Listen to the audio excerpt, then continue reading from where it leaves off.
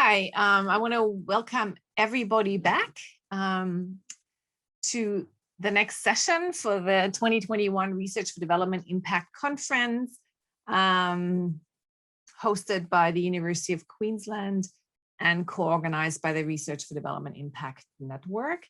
I hope you've been enjoying your first day to date with the conference. I'd like to first also acknowledge that I'm sitting on Badigal land of the Eora Nation, that sovereignty was never ceded, always was, always will be, and pay my respects to elders past, present, and emerging, and to anybody of Indigenous and Torres Strait Islander background with us here today. And it's quite encouraging that this conference has given us the ability for so many people from the Pacific and the region to dial in with us. So shortly we'll have a keynote by Sopheap Ros. I'll introduce her in a little bit after going through some of the logistics and reminders. First of all, I hope that you had you were able to listen in the break, if not in the future, a little video that was put together by the UQ South Pacific Islander Association, a cultural night. Although due to COVID last year, they weren't unable to have a live performance, but they've created a cracking video that you can watch anytime on our Hoover platform. So please look for that video. I hear it is amazing. I look forward to watching it in my next break as well. By now, most of you hopefully, unfortunately, have seen, I should say, hopefully have seen the unfortunate event that because of the current situation, the face-to-face networking events in all cities have been postponed. If you have registered, they will let you know at what stage this event may be happening after the conference. So some cities are trying to hold that. But, you know, in many ways, this made COVID a real great equalizer. So I hope that you now can join all of us, especially those that wouldn't have been able to come to the face-to-face networking event, to network online and meet new friends that are not based in your city. So please, please continue to do that. And the Hoover platform really provides so many opportunities to do that. I really also want to just point out that, you know, there are great panels coming on in the afternoon after this session. So I want to encourage you to obviously keep an eye out and keep continuing to going. There's several sessions, all really brilliant, and it's often hard to choose, but they're all recorded. So some of the sessions, if you're like torn between one or two, you can watch at a later time. I want to point particularly to session 31, which is a text-based event. It's for all of those who find themselves, you know, more expressive in typing than speaking. Then please head over to our special event on climate change adaptation, which, you know, can be found in the community session. So there's a community session Hoover where you can click on, and then you can share a screen. And it's fairly similar to an event that we, you know, as if you were in a WhatsApp group, Messenger, or Signal. So we are really trying to accommodate as many ways for you to engage in the different formats. So that's 31. There's also a tech block happening, and there are 2 roundtable and then a paper panel. So it's really brilliant choices. Remember, there is recording that you can watch the events that you maybe can't go at later. I also would like to acknowledge the gold sponsor, the Australian Centre for International Agricultural Research, ACR. And we also be hearing from our sponsor later today. ACR is Australia's government specialist agricultural research for development agency from the Australian Aid Program. Several of their staff and project funded by them are being presented at the conference. And later in this afternoon, you'll hear from Veronica Durr in our main plenary. So you really have a good ability to engage with one of our old sponsors. But now I see that Sopheap Ros has joined us, and I would like to quickly introduce her. We're really quite privileged to have you with us, Sopheap. Her topic will be in women leadership during the COVID-19 outbreak in Cambodia. Sopheap Ros is the founder and executive director of Gender and Development for Cambodia, a gender specialized non-government organization. She's previously held various positions in government ministry, both international and national development agency and programs in Cambodia. She's a known women's rights activist advocating for gender equality and women's empowerment. Her activism advocacy work draws on her extensive knowledge of Cambodian women and her own life experience. Under her direction, the Gender and Development for Cambodia has become Cambodia's leader in capacity building and advocating of organizations, including government departments, on gender mainstreaming into policies, plans, and programs, and engaging men and boys to end violence and discrimination against women. It's also of note that in 2019, Sopheap was recognized as one of the world's 100 most influenced people working in gender policy. How amazing is that? And how privileged are we to have Sopheap with us today? So Sopheap, I want to hand over to you and have a chat with us about the issues faced by Cambodian women and the leadership during the COVID-19 outbreak. We're very privileged to hear from you, given your extensive experience and also your work with the UN CEDAW body. So please go ahead. The floor is yours.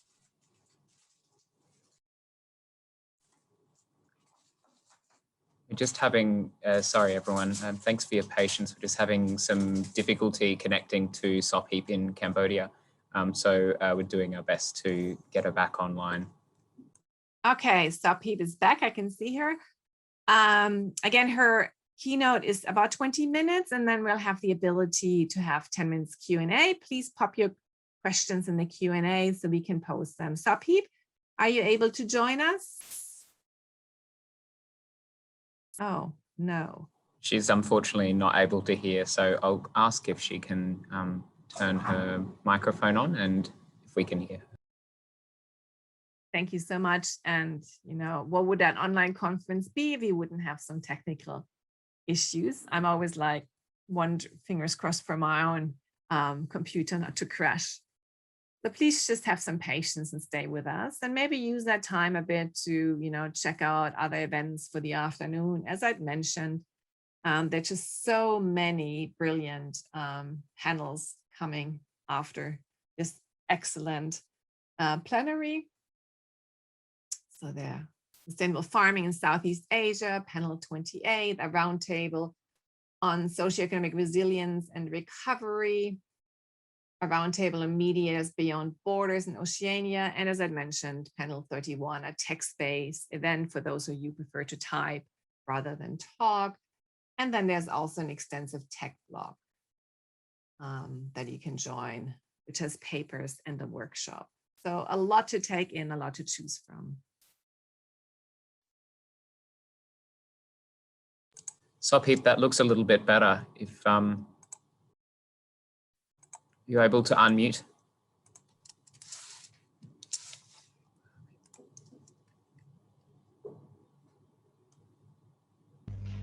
Okay. There we go. Welcome, Sopheap. Unfortunately, you missed like the great, I literally been fawning over you. We're so privileged to have you with us. So I'm very sorry you couldn't hear that, but the floor is yours.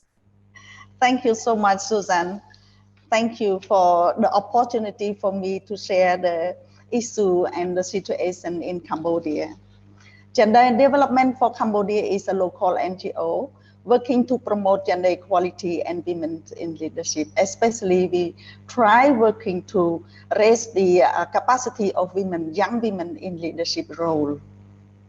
Everyone knows that Cambodia is still a stereotype country that with very strong patriarchal, male-dominated decision making. Even though Cambodia had ratified the CEDAW by 1992, but the issue of women in leadership role and violence against women is still a big concern issue that we are facing right now. Right now, I would like to share with you some proportion of women in leadership in Cambodia during the 2 decades between the year 2000 and 2020. The proportion of National Assembly is 21% of women in this National Assembly, and judge 14%, lawyers 12%, and women make up about 16% in the senior position of up to the Under Secretariat of State to Deputy Prime Minister. And you can imagine 4% as a governor's position. This is really the position that we concern, that if there is unequal voice and unequal role in leadership, how can we going to stop gender-based violence and stop discrimination? This is a big question for us every day and every time. Now, relate to the COVID experience in Cambodia. So far, Cambodians do not have a lockdown since 2020 because it seems that there is no data to show that this is a serious issue. However, data does show that women did experience of this disproportionate economic impact of COVID-19 because they lost their job. When they lost their job, and where is the job? The job is in the city mostly, of course. So those women are from the remote areas and come to the city to find a job and earn the money and send back home for the family who are waiting to get support, financial support from their children. And so when the issue is serious, where are they going? They lost their job. They could not stay in Phnom Penh or the city because they can't afford for their daily life, and especially renting. So they go home, and they go home, of course, men and women went home. And when they go home, then the burden of responsibility of the household chores is, everyone would guess that, of course, women will responsible about that. And the proportion of work into women's soldier is responsible more and double their time that before the COVID-19, because the family members increase in the household, so they put more effort into that. Additionally, women more responsible also to teach their children because the schools are closed. And how about men? Where are they? Of course, men, I wouldn't say that men are happy to go back, but likely to be like that because they are happy to see their friend. So they consider to meet their friend and they go out to drink.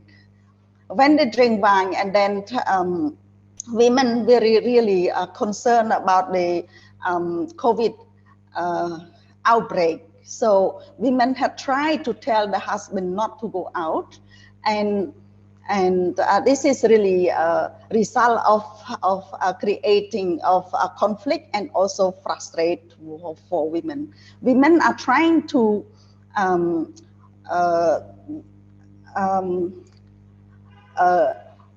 prepare to lock down themselves, and also they try to stay home.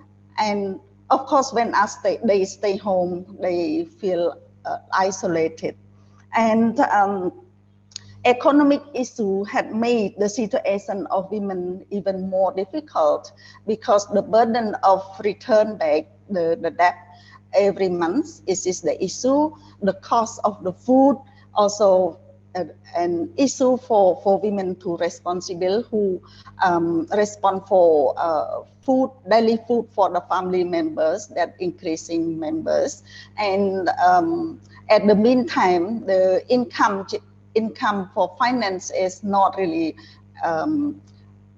it's slowed down, and the cost of the food is more expensive, increasing from time to time.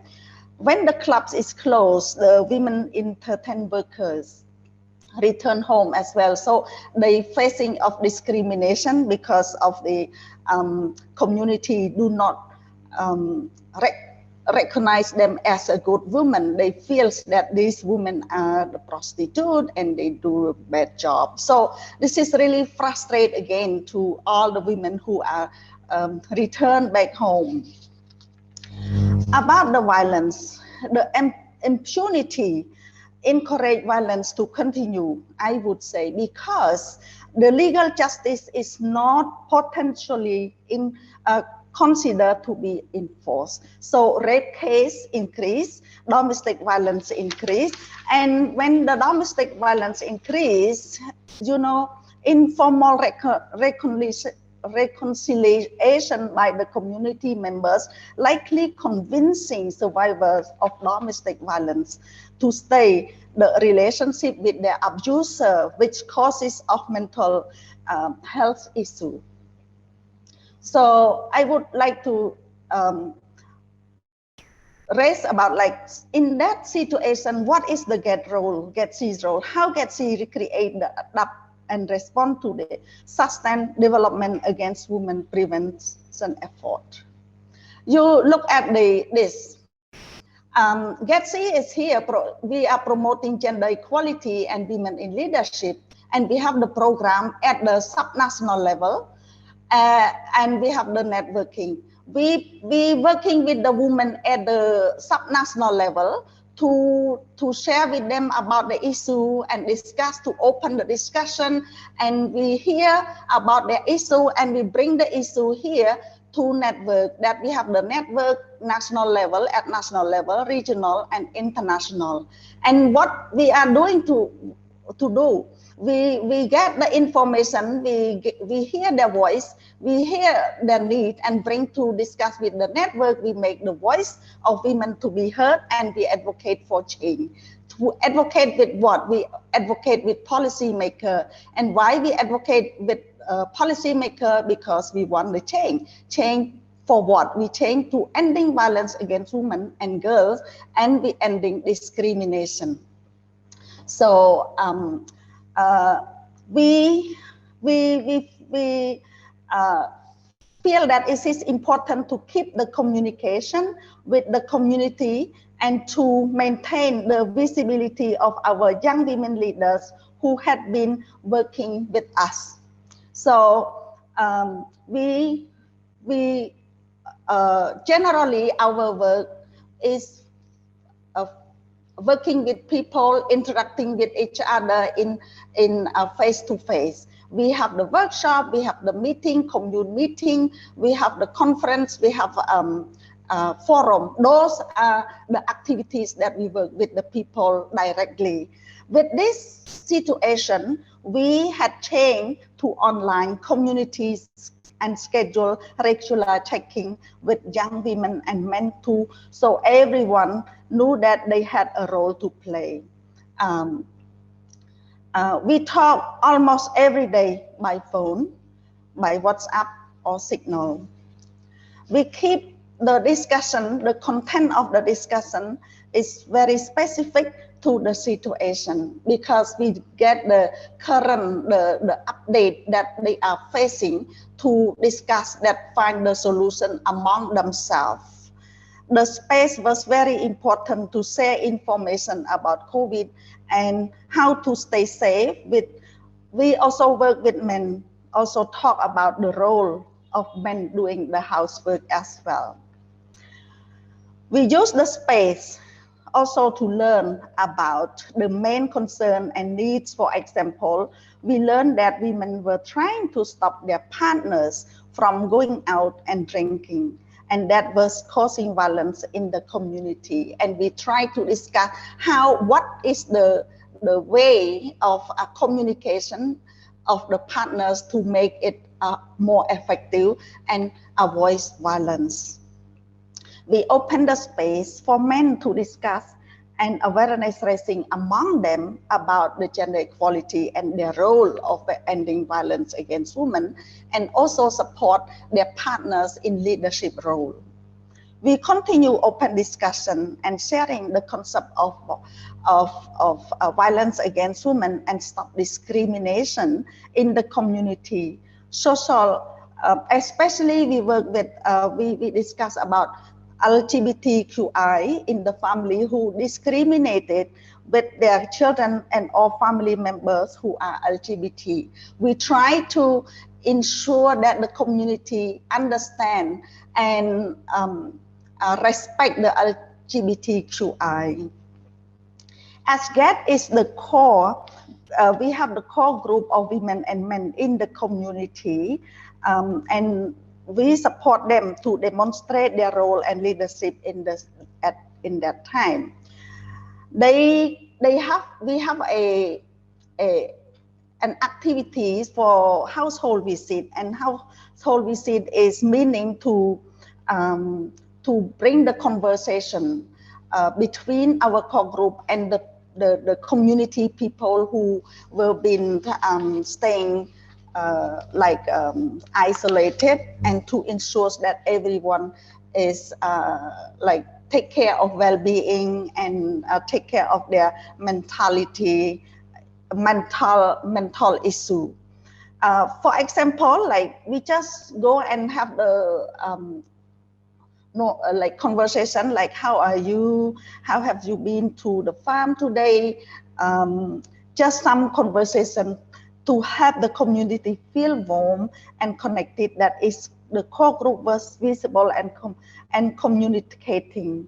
If they found the issue of rape or violence, they would report to the local authority to get the support and find the solution. We use the network to share with the understanding, and when we share with each other, we understand the same key challenge at the national level and take action. GADC is a secretariat of a national NGO network, so we understood how similar issue is across the country, and a network to bring our voice louder. We discussed joint statement, raise awareness of situation, especially the discrimination and domestic violence. We also issued a statement at the emergency. Law issues must consider women's rights and how women specifically were experienced COVID.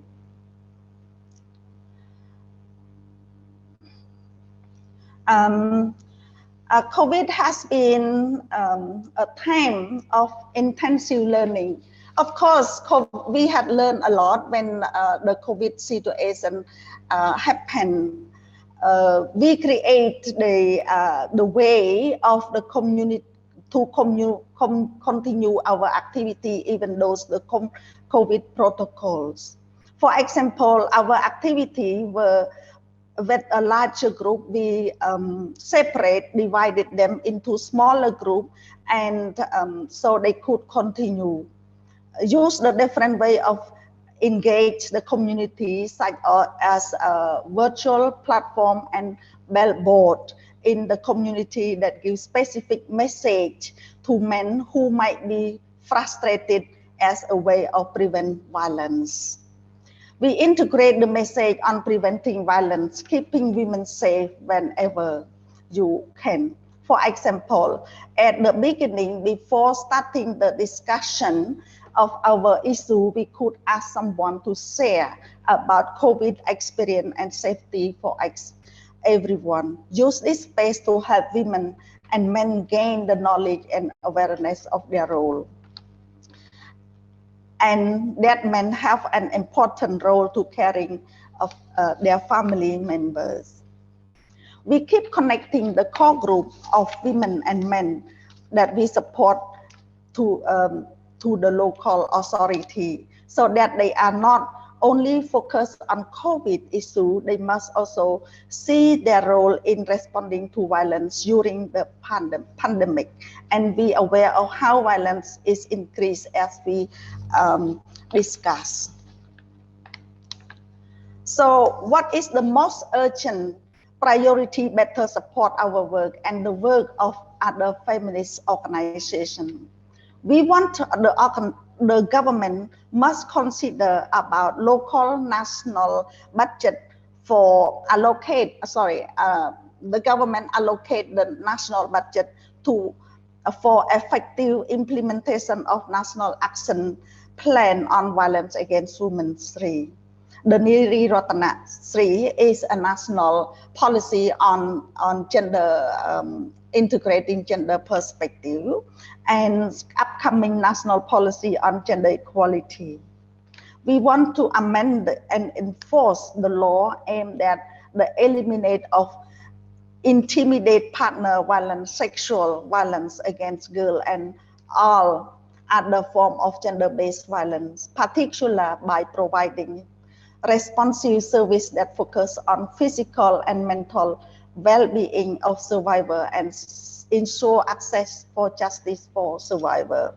Train and all security personnel hired by government municipal actors, including their managers and supervisors, on how to interact with women in non-violence and gender-sensitive manner. And we also want the women organization need to keep going on. So we need a lot of support from the international community that we on the current situation of COVID and the post-COVID. I would stop now and thank you very much, and I look forward for the question. Thank you very much. Thank you so much, Sopheap, for a fascinating presentation and keeping so well to time. There are several questions that were popped in prior already, and some questions in the Q&A. I'm going to try to pick out some of the common themes.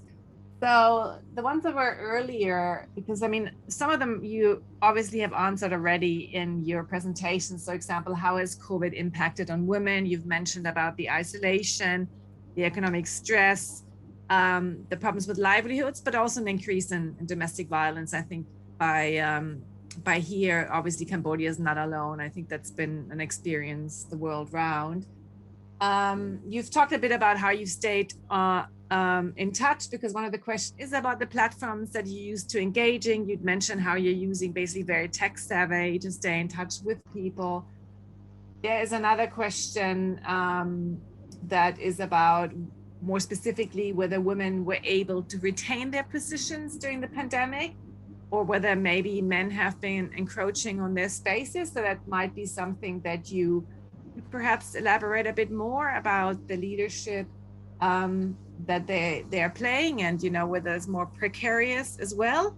And then there's a question from as well in the chat about how do Cambodian women have coped more generally in their leadership. So a lot of people are clearly wondering about this leadership role. I mean, you gave a lot of recommendations, but I want to perhaps, given these questions, whether you want to elaborate a bit more about some of that, challenge for women staying in the leadership position with all the other challenges during COVID, and whether or not their space has been more encroached upon. Those were all those questions, the summary of 5 questions that we have. And I want to encourage everybody else to pop new questions into the Q&A as well. Thanks so much, Suzanne. Since I have difficulty to catch all what you say, may I request you to raise one by one? That is easy for me to capture your question, please. All right, apologies for sorry. The one specific question that is from Deslan Bilal is, did women leaders in Cambodia retain their positions during the pandemic? And if so, how effective were they in terms of the roles they play? Actually, women's role, as I would like to say, the role of women in the community and household is even more difficult, because as I said, that family members going back home, so the number of family members has increased, so the proportion of cooking is more I would say double, and then women have to support their children, give education and assist the children for education. So this is the role in the community. and the role in the position of the government and the public. They, as I said, that the club and the workplace has closed as a private sector closed, so they stop, so they return back home. So the position is not as before. So they seems like they lost their job. But the role of women in the government are still the same. But the issue that we concern is the voice of women are very little. And those women, even they are little, we are not sure if they really work to protect or work to promote women's voice. This is the question, a lot of question into our mind, because all of the leadership is go to a person who is very powerful, that stay in power for more than 30 years. So as I said earlier, is the patriarchal leadership country, which is male-dominated decision-making. Even currently, the draft law on COVID had more, like I would say, like gender blind, because there is no such a contribution, or the voice of the people do not really consider to get into this policy, and that policy is more on punishment. So we feel really disappointed, and women's organization had issued an open letter not to amendment this law. Yeah, this is I respond to the question. Yeah, thank you so much, Sopheap, for doing that. I've now tried to also put some of the questions in the chat, maybe so you can watch them while I also ask them. So there's one question about specifically to say more about the platforms that you used during the pandemic to keep engaging with women's leadership, an elaboration specifically on that. And another question to elaborate specifically on how you work with men on women's rights. Okay. We still continue bringing the discussion among women, even those we don't see them directly as before, but we keep using telephone call, we use the WhatsApp, we use Signal, and we use Zoom. That right now in the community, young women have been learned to use the online and technology, that we can work with each other, we discuss with each other. This is our platform for working to keep our communication still alive. And we checking with each other about well-being, and we take care of each others. Within not only with our target group, with not only our beneficiary group or young women's group, but with ourselves in the GADC's work, in the GADC office, we have a monthly meeting with, we call staff meeting or staff learning. So we also checking with each other about well-being, and we take care of each others. And for working with men, we have we build like a billboard in the community, and then we put the billboard where the community is easy to see the information, that we put like dear and gentlemen, if you frustrate or you want you really anger, please just go and discuss the issue with the men in the community to find the solution rather than commit violence, something like that. And we also bring men to discuss with each other, and we raise about the awareness among men, because men, when they talk with each other, they share with each other about the issue of the family and the need support from them. So they feel that supportive, and they realize that men support the family and not violence is, they get more support from the family members, and they get the support from the community. This is really the encourage message and support each others. And we also working closely with the local authority.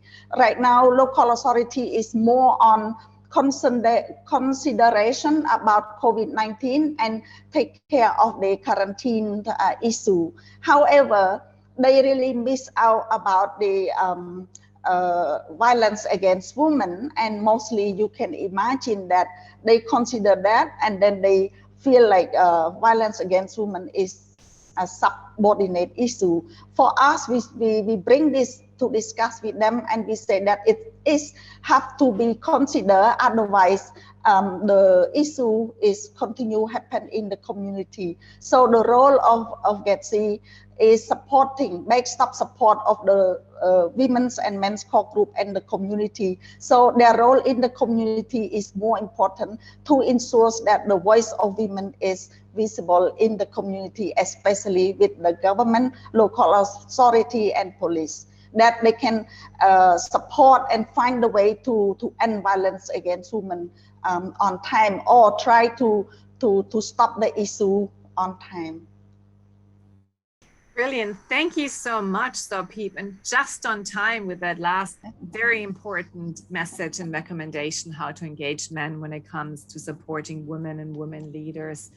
I've noticed that we actually are running out of time, so I want that everybody joins me to thanking Sopheap for calling in from Cambodia, sharing her incredible experience about how women in Cambodia have coped with COVID-19, how it's impacted their lives, and what her organization has been doing in this space of supporting women. And I think we all should heed to the calls of, solidarity with Cambodian women and keeping the pressure on that support continues in this very difficult times. So I want to thank you again for giving us the privilege to share your experience. And give this keynote here, and at the same stage everybody should hopefully join in to thank you, because now we are starting to move into the afternoon session. So I hope that everybody can keep continuing to engage with Sopheap in this through other Hoover platforms, and please after a very brief break, do find your afternoon session. And I'm not sure whether you're seeing it, Sopheap, but so many thank yous are coming in the chat, so hopefully you can see that. So thank you everybody. Thank you very much. Thank you. And I wish the conference continues success, I'm sure. Thank you. Bye bye. It has been already so much enriched. Thank you so much. Thanks, Susan. Bye. Thanks, bye. Andrew. Bye bye. Thanks, Andrew. And please, everybody, go on, have a cup of tea, and move on to the afternoon session. We go. Thank you. Exactly. There we go.